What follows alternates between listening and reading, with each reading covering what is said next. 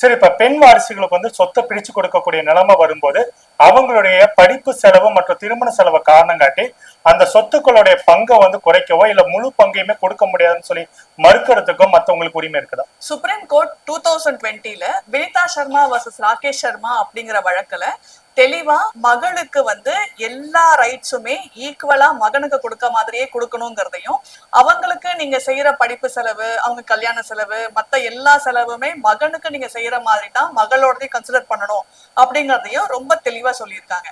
நீங்க ஆண் பெண் அப்படின்னு பாரபட்சம் பாக்குறது லால கிடையாது.